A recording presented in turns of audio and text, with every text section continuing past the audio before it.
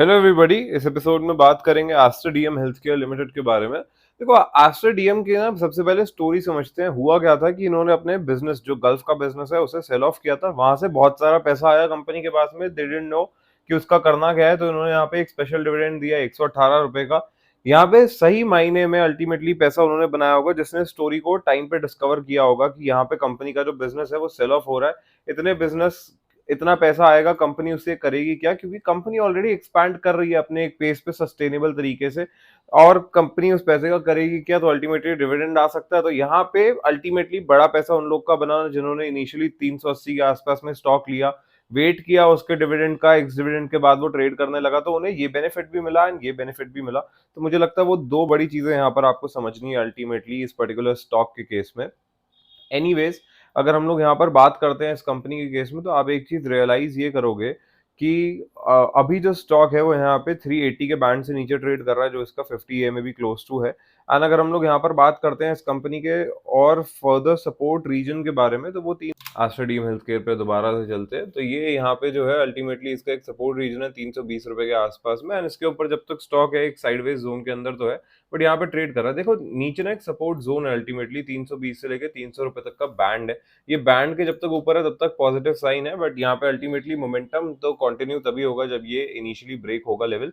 ये ब्रेक होगा जब कंपनी वापस से उस तरीके की सेल्स लाएगी। अल्टीमेटली एक वॉल्यूम का जंप आया था, उसकी वजह से हम लोगों ने देखा था। एनीवेज, अगर हम लोग यहाँ पर आस्टर डीएम के नए डिविडेंड की बात करते हैं, तो 22 अगस्त का यहाँ पे डेट फाइनलाइज की गई है, 2 रुपए का प्राइस रखा गया है। आस्टर डीएम के अंदर यहाँ पे पिछले एक साल की अगर हम लोग बात करते हैं, तो लगभग अब आपको देखने को मिलेगा कि 30% तक के रिटर्न्स है। चार्ट्स पे तो हम लोग डिस्कस कर ही चुके हैं, बहुत ज्यादा चीजें हैं नहीं जब तक यहाँ पे एक रिवर्सल फ्रंट देखने को मिलता है। और दूसरी चीज यहाँ पर ये है कि एक बार हम लोग को एफिशिएंसी देखने को मिलती है इस कंपनी में in terms of sales and sales growth वापस से आती है, तो फिर वो मोमेंटम गैदर करना कंपैरेटिवली कंपनी के लिए इजी होगा। यहाँ पे सेल्स की बात करें तो 973 करोड़ के सेल्स हमें देखने को मिले मार्च 2023 के बाद में। अब आपको बिजनेस को अलग तरीके से समझना है, इसी वजह से ये सेल्स ड्रॉप देख भी रहे हैं आप, क्योंकि इनका गल्फ का बिजनेस अलग हो गया। उस पे हम लोग एक डिटेल बिजनेस मॉडल भी लाएंगे। नए चैनल का लिंक हमारे डिस्क्रिप्शन पे है, वहाँ पे सबसे पहले वीडियो मोस्ट प्रॉब्ली इस वीकेंड आ जाएगी एंड उससे आपको पता चल जाएगा कि हम वहाँ पे किस तरीके का कंटेंट डिलीवर करना चाह रहे हैं, हम लोग का एम क्या है ultimately. And share holding pattern यहाँ पे आपके स्क्रीन पर है। देखो, एक चीज यहाँ पर आपको अल्टीमेटली ये समझनी पड़ेगी, जो बहुत इंपॉर्टेंट पॉइंट भी है, जिन्होंने भी स्टॉक यहाँ पे प्राइमरली डिविडेंड के पर्पसेस से लिया था, आपको डिविडेंड भले ही मिल गया होगा, मगर अल्टीमेटली उस तरीके के रिटर्न्स नहीं बने जो आपने एक्सपेक्ट किए थे। Now it's up to you कि यहाँ पे आप होल्ड करना चाह रहे हैं स्टॉक को या फिर आप वेट करना चाह रहे हैं।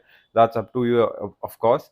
देखिए, मैं आपकी जगह पे होता तो आइडली बिजनेस फ्रंट पे फोकस ज्यादा करता इन टर्म्स ऑफ फंडामेंटल्स। थोड़ा सा मुझे लगता है स्टॉक साइडवेज की तरफ पे ज्यादा है। मैं with that said I really hope you guys enjoyed this one. पसंद आया लाइक शेयर सब्सक्राइब जरूर करना, and I will see you guys in the next one.